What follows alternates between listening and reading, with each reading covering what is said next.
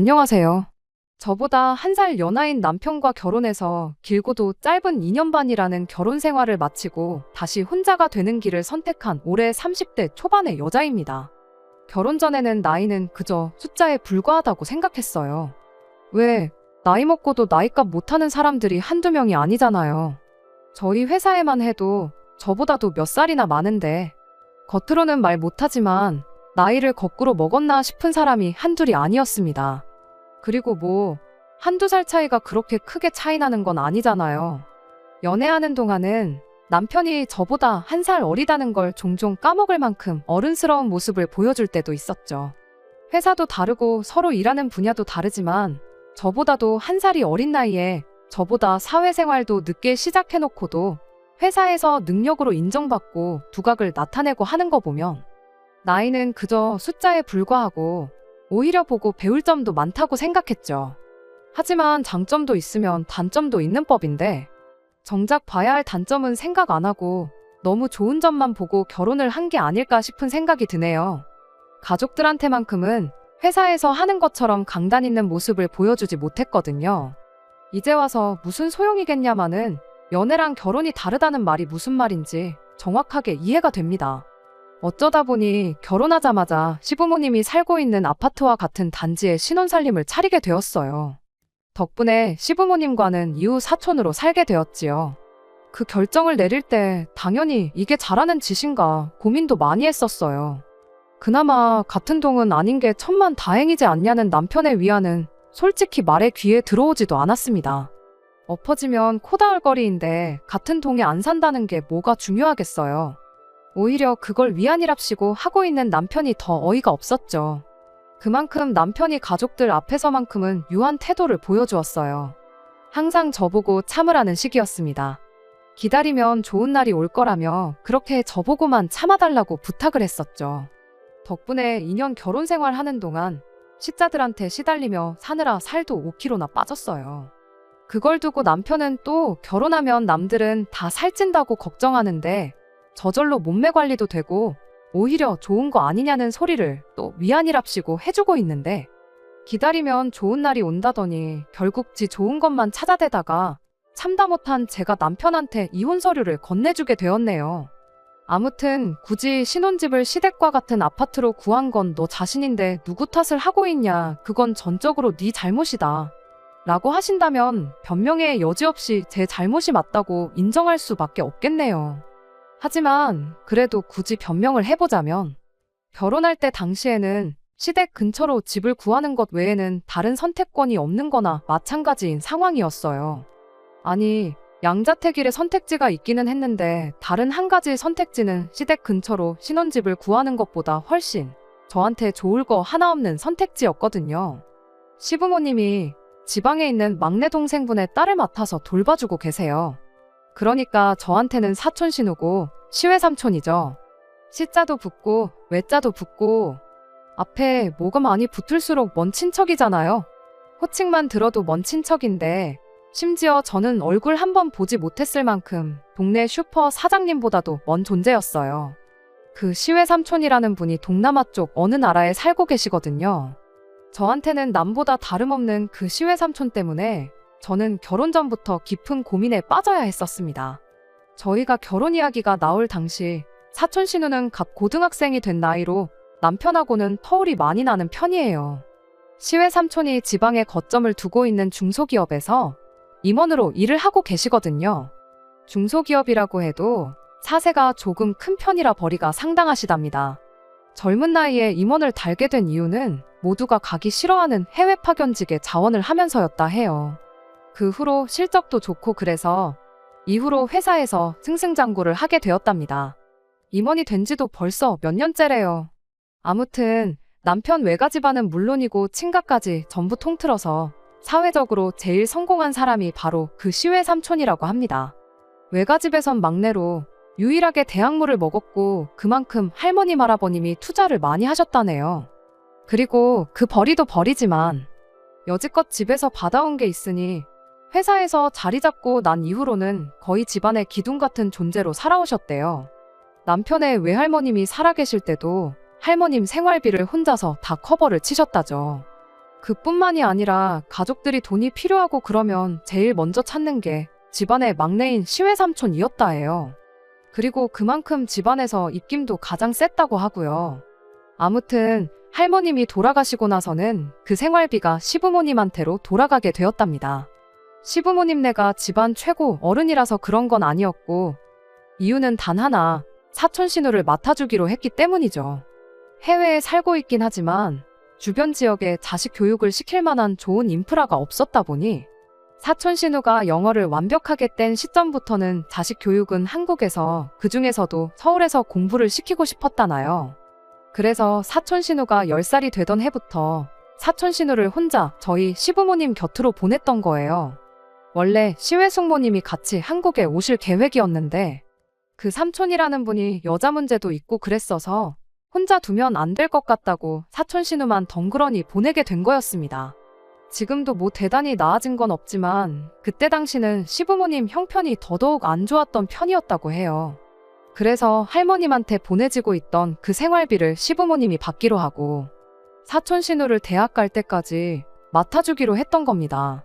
그러면 시외 삼촌이 보내주는 생활비로 생활하고 두 분이 일해서 버는 돈은 저축하고 그런 식으로 노후 자금을 모아놓을 계획이었다네요. 처음 사촌 신우가 시댁에 들어와 살기 시작할 때는 남편도 한참 대학생이던 시절이었다 해요. 군대 막 다녀와서 다시 복학을 한 해 만에 하고 있던 시기였는데 그때쯤 남편이 비는 시간을 활용해 사촌 신우를 많이 돌봐주고 그랬었답니다. 남편이 미대를 졸업했고 지금도 전공을 살려서 관련 업종에서 일을 하고 있거든요. 그때는 한참 대학 다닐 때니 연습한다, 졸업작품 미리미리 준비한다 하면서 집에서 그림을 자주 그렸나 본데 그래서 그랬나 사촌 신우가 남편의 영향을 조금 받게 되었던가 봐요. 어느 날 시외 삼촌이 남편한테 사촌 신우가 요즘 미술 공부를 하고 싶다고 노래를 불러대는데 미대생인 너가 보기엔 우리 딸 실력이 어떻냐고 그렇게 물어보셨다고 해요. 남편은 그냥 예의상 소질도 있는 것 같고 잘하는 것 같다고 그렇게 대답했는데 그 대답 한번 잘못했다가 덕분에 남편까지 사촌 신우를 돌봐주는데 싸잡혀 들어가 버리게 되었던 겁니다. 어차피 남편도 한 집에 살고 있었으니까 자기 딸을 1대1로 과외를 해달라고 부탁을 해왔다고 해요. 암만 큰 돈을 주고 과외 선생님을 사촌 신우한테 붙여준다고 해도 가족인 남편만큼 더 챙겨주고 신경 써주겠나 싶었던 겁니다. 이미 한 집에 살고 있었고 사촌 신우가 그림에 흥미를 가졌을 때부터 남편이 그림을 봐주고 그랬으니 사촌 신우한테는 이미 남편이 봐주는 게 익숙하기도 했을 테고요. 남편한테 거절할 방법은 없었죠. 괜히 시외 삼촌 심기 거스르는 말을 했다가 당장 부모님한테 오는 생활비가 끊길 수도 있는 노릇이었으니까요. 그렇게 여지껏 남편은 회사 일하면서 사촌 신우도 돌봐주고 과외도 해주는 식으로 지내고 있었던 겁니다. 이후로 저희가 결혼하게 된다면 사촌 신우한테는 당연히 새로운 과외 선생님을 구해줄 거라 그렇게 생각했었는데 그때 시외 삼촌이 여태 남편한테 배웠는데 갑자기 고등학생이 되자마자 선생이 바뀌면 쓰겠냐고 고집을 부리기 시작한 거예요. 가르치는 방식도 다를 테고 애도 선생님이 바뀌어서 적응하는데 시간이 걸릴 수도 있지 않겠냐면서 결혼을 하더라도 사촌 신우를 계속 봐달라고 그랬다는 거죠. 그렇게 저희들한테 두 가지의 선택지가 주어지게 되었던 겁니다. 시부모님이 살고 있는 아파트에 신혼살림을 차리던가 아니면 사촌 신우가 대학에 갈 때까지 신혼집에 방 한 칸 내주고 데리고 살던가 라는 두 가지의 선택지였죠. 둘 다 안 된다고 거절을 할 수는 없었습니다. 그렇게 되면 시외 삼촌이 시부모님에 대한 경제적인 지원을 아예 끊어버리겠다고 나왔기 때문이에요. 시부모님도 처음엔 시외 삼촌한테 그건 너무한 거 아니냐고 따지긴 했다고 해요. 그런데 돈 주는 사람이 싫다 하는데 시부모님 발언이 무슨 힘이 있었겠나요? 시부모님 딴에는 그거라도 받아야 노후에 자식 손 안 벌리고 살 방법이 마련되는 유일한 방법이었으니 말이죠. 그렇다고 저희가 시부모님 노후를 책임질 수도 없는 노릇이잖아요. 오히려 시부모님이 자식 손 벌릴 생각 없이 두 분 스스로 노후 대책을 세우고 계셨던 게 감사할 지경이었죠. 그나마 다행인 건 저희가 결혼할 때쯤이면 사촌 신우 입시까지도 2년이면 결과가 나오는 상황이었다 보니 그 정도 기간은 어떻게든 버티면 되겠구나 싶었어요. 그렇게 마음을 먹고 나니 이제 사촌 신우한테 방 한 칸 내주고 한 집에서 같이 데리고 사느냐, 아니면 시댁 근처에 임시로 신혼집을 마련해서 지내느냐, 둘 중에 하나를 골라야 하는 상황이었습니다. 솔직히 고민하고 자시고 할 것도 없었어요. 어차피 남편이 사촌 신우 과외를 해주는 건 달라지는 것이 없는 상황에 애 뒷바라지까지 해주기보다는 차라리 시댁 근처에 전세로 신혼집을 구해 살다가 대입이 끝나는 즉시 전세금 빼고 2년 동안 모은 돈으로 새 집을 구하는 게 누가 봐도 합리적인 선택이었습니다. 저는 이날 이때까지 그때의 선택지가 딱 두 가지밖에 없다 생각했는데 지금 다시 생각해보니 저한테는 한 가지 선택지가 더 있었네요. 그냥 결혼부터 안 해버렸으면 되는 거였는데 왜 그때는 그 생각을 못했는지 모르겠네요. 아무튼 2년이면 뭐 못할 것도 없겠다는 생각이었고, 그때는 저도 제 나름대로 머리를 굴려서 혹시나 찾아올 수 있을 안 좋은 상황에 대한 대비책을 세우기 시작했어요. 일단 주 3회 봐주던 과외는 무조건 세상이 두 쪽 나도 남편이 시댁으로 직접 가서 봐주는 걸로 조건을 내걸었습니다. 그 부분은 남편도 아무런 문제가 없다 했지요. 그래도 혹시나 싶어서 비슷한 가격대에 조금 더 큰 평수도 있었지만 일부러 제일 작은 평수의 방도 2개밖에 없는 집으로 구했어요. 어차피 전세고 딱 2년 정도만 살고 사촌 신우 대학 가는 즉시 방 빼고 이사를 나갈 생각이었으니 집이 좁은 것쯤은 크게 문제될 건 없었습니다. 일부러 방도 남는 방 하나는 아예 누가 자고 갈 생각은 꿈도 꾸지 못하게 옷방으로 꾸며놨어요. 2년만 살다 이사 나갈 거 아니냐고 일부러 커다란 짐도 몇 개 들여놓아서 창고처럼 만들어버렸죠. 이 정도면 적어도 시부모님이 마음이 바뀌어서 사촌 신우를 저희 집에 보내지는 못하겠구나 그런 생각을 했었거든요. 지금 생각해보면 참 오만방자한 생각이었지요.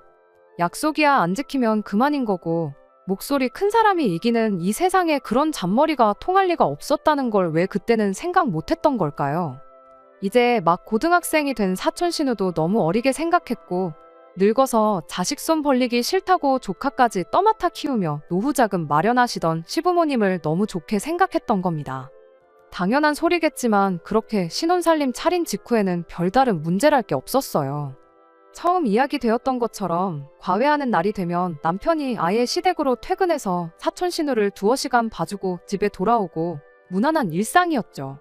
그때까지만 해도 폭풍이 오기 전이 제일 조용한 줄도 모르고 이 평온한 날들이 계속되리라 그렇게 생각하고 있었습니다. 괜한 노파심에 쓸데없이 대비만 하고 있었구나. 밥솥도 괜히 1인용 밥솥을 샀구나. 그런 사소한 후회도 하고 그랬죠. 그러던 어느 주말이었습니다. 날씨도 좋고 그래서 모처럼 남편하고 둘이 멀리까지 놀러 나갔다 온 날이었어요.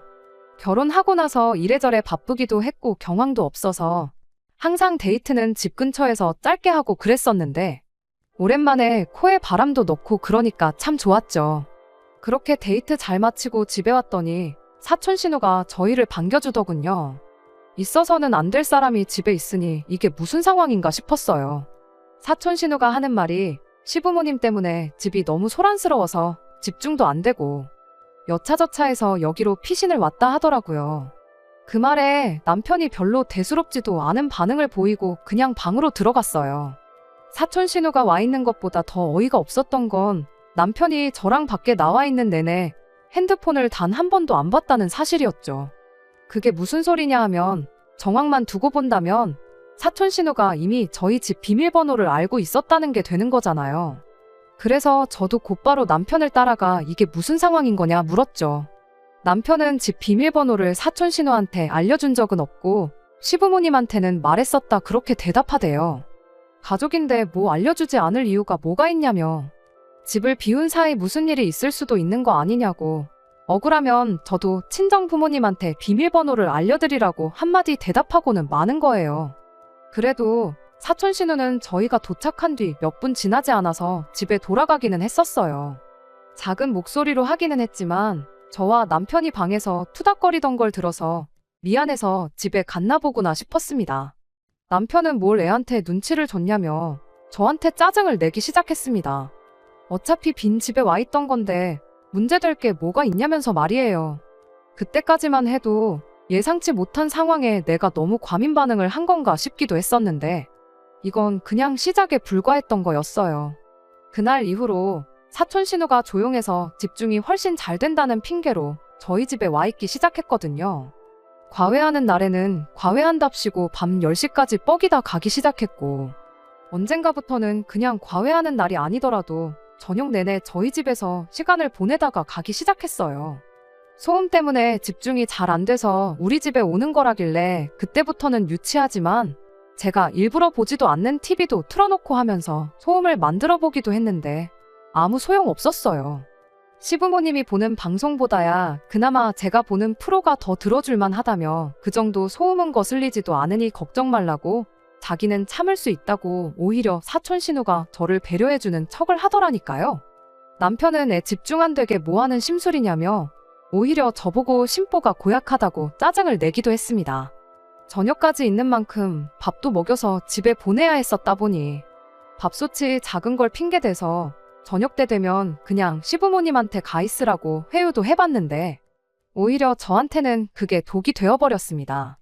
그 말을 하고 며칠 안 지나서는 시부모님까지 저희 집에 오기 시작했거든요. 밥솥이 필요하면 말을 하지 그랬냐며 당신들 집에서 쓰고 있던 밥솥을 저희 집에다가 가져다 놓은 거예요. 설상가상이라고 거기서 또 끝이 아니었죠. 밥솥이 우리 집에 있으니까 이젠 시부모님이 아예 저희 집에 와서 식사를 하기 시작했거든요. 저보고 아침에 출근할 때 밥만 해놓으라고 그러면 당신이 집에서 저희 먹을 음식까지 같이 해다가 가져다 주신다고 하면서 말이에요. 저녁 준비 번거로운 거 대신 해주는 사람이 생겼으니 그렇게 나쁠 것도 없지 않느냐 싶으실 수도 있겠지만 시어머니가 그 음식 준비를 저희 집에 와서 하는 게 문제였어요. 온 가족이 저희 집에서 식사를 하는데 뭐하러 무겁고 번거롭게 음식을 날라대느냐 하는 게 큰 이유였습니다. 그렇게 시댁에 있는 주방 집기들이 하나둘씩 저희 집으로 옮겨오기 시작했어요. 거기까지도 문제될 게 없다면 충분히 없다고 볼 수 있겠지만 그렇게 식사 마치고 나면 사촌 신우한테 방해가 되지 않겠냐고 음식 준비한다고 난장판을 쳐놓은 주방 뒷정리를 저한테 떠넘기고 도망가는 시기였습니다. 언젠가부터는 집에 기름때가 낀다고 그 좋아하는 삼겹살도 자주 못 먹고 그랬는데 아주 잘 됐다며 고기도 엄청나게 구워 드셨어요. 말인즉슨 저희 집은 전세고 2년 뒤에 뺄 집이니까 좀 더러워져도 상관없는 거 아니냐며 집을 엉망으로 쓰시고 돌아가고 그러셨습니다. 사촌 신우한테 방 한 칸 내주는 것보다야 시댁 근처에 사는 게 훨씬 낫겠다고 생각했는데 이건 뭐 사촌 신우는 물론이고 시부모님까지 저희 집을 자기 집 드나들듯이 들락거리게 돼버린 겁니다. 남편은 늘 저보고 이해해달라는 식이었어요. 상황이 이렇게 된 건 예상 밖이지만 달리 무슨 수가 있겠냐면서요. 하지만 시간이 지날수록 상황은 악화되기만 했습니다. 애초에 사촌 신우가 저희 집을 오기 시작한 이유가 시부모님 없는 곳에서 좀 조용히 혼자 있고 싶어서 오기 시작했던 거였잖아요. 그런데 시부모님이 따라와서는 저러고 계시니 사촌 신우 입장에선 저희 집에 와 있을 이유가 없어진 거나 마찬가지였죠. 그렇게 주객이 전도돼서 사촌 신우는 혼자서 시댁에 남아있게 되었고 오히려 시부모님이 저희 집에 와 계시는 말도 안 되는 상황이 돼버린 거예요. 시부모님 또한 사촌 신우한테 방해되고 싶지 않다며 저희 집에서 밤늦게까지 뻐기다가 잘 때 되면 그제서야 집에 돌아가는 시기였죠. 그 상황 자체만 봐도 견디기가 힘들었는데 시어머니의 집안일 떠넘기는 게 날이 갈수록 도를 지나치기 시작한 겁니다. 사촌 신우가 혼자 시댁에 남아있으니 저녁밥을 챙겨줘야 하잖아요. 그걸 또 저한테 떠넘긴 거예요. 엎어지면 코 닿을 거리를 사촌 신우가 저희 집에 찾아와서 같이 식사하면 될 것을. 굳이 애가 모처럼 집중해 있을 수도 있는데 흐름 끊기게 하지 말고 저보고 먹을 걸 가져다 주라고 아예 밥 배달까지 저한테 시키기 시작한 겁니다. 애한테 밥만 주고 오면 어린애를 외롭게 혼자 밥 먹게 둔 거냐며 한마디 들어야 했고 그렇게 밥 먹는 거 지켜봐주고 집에 돌아오면 뒷정리는 왜 안 하고 왔냐고 다음날 회사 나가서 전화로 잔소리를 들어야 했어요. 그런 날이면 시어머니가 주방을 평소보다 더 엉망으로 만들어 놓고 집에 돌아가는 건 말할 것도 없었죠. 그 와중에 남편은 이제 1년 조금 남지 않았냐고 조금만 견디면 끝이라고 저보고 참아달라는 이야기만 할 뿐 달리 이 상황을 어떻게 해결해 보려는 그 어떤 노력도 보여주지 않았습니다. 참다 못한 제가 차라리 시어머니한테 시달리고 사는 것보다 신우를 데리고 사는 게 낫겠다고 당장 방 빼서 나가자고도 했었어요. 하지만 애석하게도 집주인분이 저희 나가면 이 집에 실거주를 할 예정이라 그건 곤란하겠다고 거절을 해오는 바람에 그마저도 이루어지지 않았네요. 1년만 살아줄 세입자를 구하면 생각해보겠다고 나오는데 어디서 그런 사람을 구하겠어요. 결국 저도 악으로 깡으로 어떻게든 버텨봐야겠다. 1년을 했는데 1년을 더 못할까 그 생각으로 견뎌내기 시작했죠. 그렇게 버티고 버텨 드디어 사촌 신우가 대학에 합격하게 되었어요. 이제 이 지긋지긋한 생활도 끝이구나 싶었고 2년이나 돌아오긴 했지만 다시 남편과 관계도 회복하고 남들 살듯이 잘 사는 일만 남았구나 그렇게 생각을 했습니다. 그렇게 남편에게 새로 살 집은 어디쯤에 구하는 게 좋겠냐, 그래도 돈도 조금 모였는데 대출도 알아보고 해서 욕심 좀 내보겠느냐, 그런 긍정적인 이야기들을 꺼내게 되었는데 그런데 남편이 부침개 뒤집듯 너무 쉽게 그냥 말을 바꿔버리는 겁니다. 그냥 이대로 방 빼고 우리는 이대로 시댁 들어가서 살면 어떻겠냐고요. 그게 무슨 소리냐 했더니 시외 삼촌이 사촌 신우를 여전히 시부모님 집에 맡기기로 했다는 거예요. 대학 갔다고 애를 혼자 살게 하는 건 아닌 것 같다고, 학교도 마침 시댁에서 비교적 가까운 곳으로 가게 되었겠다, 보내던 생활비는 계속 줄 테니 딸을 좀 더 부탁한다고 했다 하더래요. 뭐 시외 삼촌 입장에선 충분히 그럴 수도 있겠구나 싶었는데 그게 우리랑 무슨 상관이냐 물었죠. 결혼할 때야 당신이 사촌 신우 그림도 봐줘야 하고 공부도 도와줘야 했던 거니 어쩔 수 없었던 거지만 이제 대학도 합격했고 더 뭐 가르쳐줄 것도 없는데 우리 이사 나가는 거랑 아무 상관없는 거 아니냐 따졌죠. 그랬더니 남편이 상관이 없긴 왜 없냐면서 시어머니 이야기를 꺼내는 겁니다. 시어머니가 며느리랑 같이 지내니까 참 좋았다고, 원래 가족이 다 같이 살맛대고 북적북적 살아야지 진짜 가족 아니겠냐며 저희랑 같이 살기를 원하셨다 해요. 말인즉슨 그동안 사촌 신우 배려해준다는 핑계로 저희 집에 와서 지내면서 귀찮은 거 며느리 부려먹고 그랬던 걸 포기하기가 싫었던 거죠. 내가 미쳤냐고, 지난 2년을 어떻게 참아왔는데 또 그렇게 살 생각은 없다고 대번에 거절을 했더니 남편이 네가 뭐 고생을 해도 얼마나 했다고 유세를 부리냐며 짜증을 내기 시작한 겁니다. 아예 결혼하자마자부터 시부모님을 모시고 사는 사람들도 있다고, 오히려 저는 시어머니 덕분에 편하게 지냈다면서 말이에요. 어디 뭘 보고 저딴 소리를 하나 했더니 시어머니가 그간 저녁 식사 준비해줬던 걸 가지고 저러는 거였어요. 제가 거의 1년 반이 넘는 세월 동안 시모가 개판을 쳐놓은 집을 정리를 해야 했던 건 남편 눈에는 들어오지도 않았었나 봐요. 심지어 저녁 때 되면 사촌 신우한테 밥 배달까지 해주고 왔어야 했는데 그 와중에 몇 번은 그 사이를 못 참고 셋이서 저 빼고 밥 처먹고 저한테 남은 걸 저녁이라고 먹으라고 했던 적도 있었거든요. 단 한 번을 나 대신 고생 한 번 했던 적 없는 인간이 고생을 했네 안 했네 따지고 있으니 어이가 없대요. 나는 그렇겐 죽어도 못하겠다고 끝까지 고집을 부리니 이번엔 남편이 작전을 바꿔서 감정에 호소를 하더라고요. 네가 고생했던 거 왜 모르겠냐.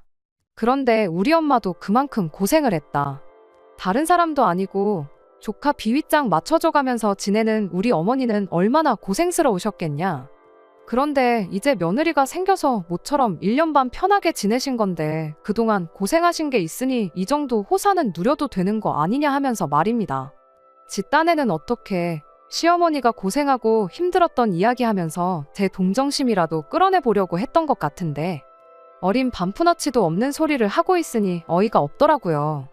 시어머니가 뭐 나 때문에 나 좋으라고 고생한 거냐고요.